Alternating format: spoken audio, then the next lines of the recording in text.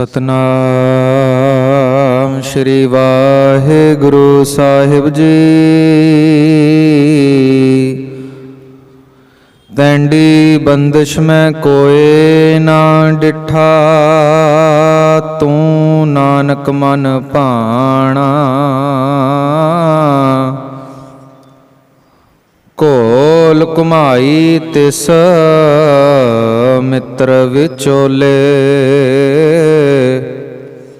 जय मिल कंत पछाणा। तू मेरो मेर पर्वत स्वामी, ओट गही मैं तेरी। ना तुम डोलो ना हम गिरते, रख ली निहार मेरी बेशुमार। था गनत अतोलै, ज्यों बुलाव हो त्यों नानक दास बोले। गुरु गरीब निवाज, हाजरा हजूर ज़ाहरा ज़हूर, सरब कला समरथ।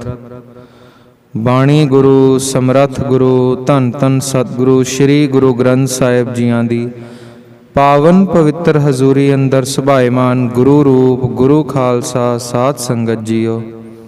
गुरमत गुर शब्द विचारा आप जी दे सन्मुख भेंट करा। अदब सहित सतगुरां दी बख्शी फतेह गजाइए जी।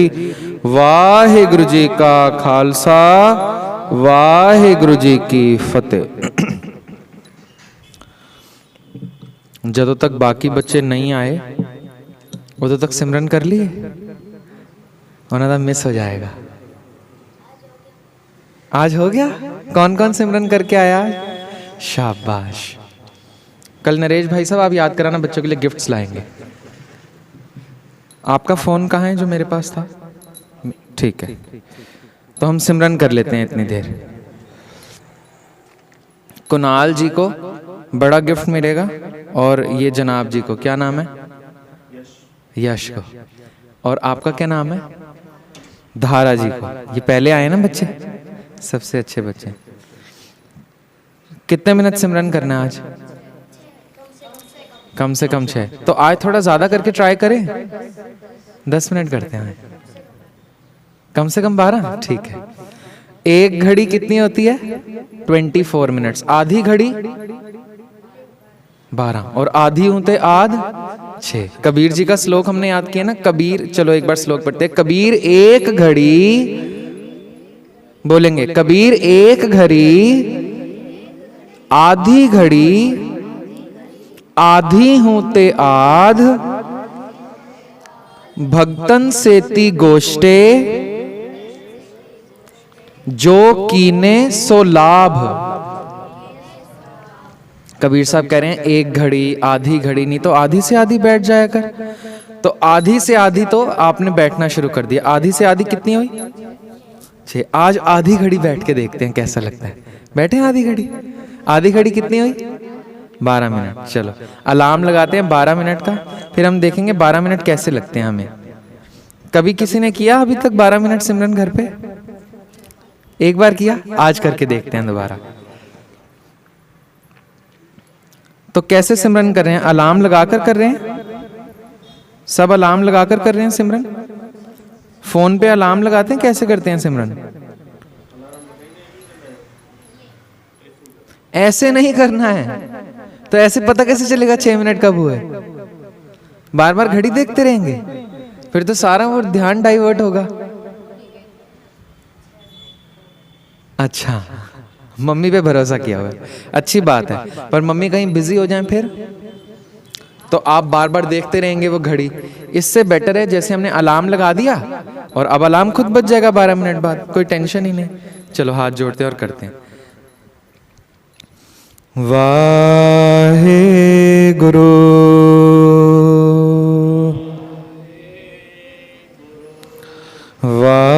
वाहेगुरु